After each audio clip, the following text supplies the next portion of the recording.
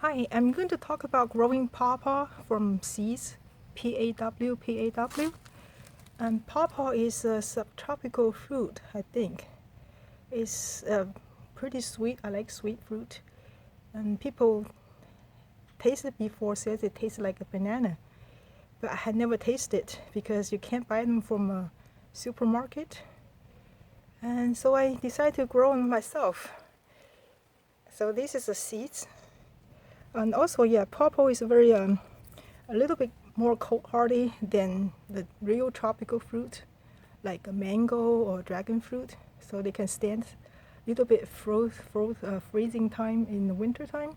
So it's perfect for our environment. So last November, I bought some pawpaw seeds. So you can see it's pretty big. The shell is very hard. This is the one that didn't sprout, but the way to sprout them is you had to give them a cold treatment. So I put them in a plastic bag like that and have some potting soil, moist potting soil, and put the seeds inside, seal it, and leave the whole bag. And you can mark it, the time and the species, and leave in the refrigerator for 3 to 4 months. So that's what I did last November. So this year, 2020, around March, I took them out, still in the bag, and leave it in a shaded area. And actually pretty soon, like a week or two, a lot of them start to sprout it. And I can see the white sprouting coming out. I was very happy. And then when the sprouts are that long, I put them into the seedling container like this and for them to grow. That's the beginning of the March. Now it's the end of the April. So almost 60 days. They didn't really grow much. You can see they're growing, but they are not growing either. So I opened up one. You can see the shell is still very hard. The shell is very hard. And I had to force them open and see the inside is, I don't know. You can see the neck is very weak. For that weak neck, I don't know how can they lift the heavy head. And you can see all the neck is very weak. It's like a falling off. You can see there. And also like there, you can see this little net sticking out. But it just stayed like this for a long time. Doesn't have anything further to develop from there. So I can't wait anymore. Today I emptied 2 of the little shells, and you can see them here. See, they grow, have a very long tap root, and seems so you can see them as soon as they hit the bottom.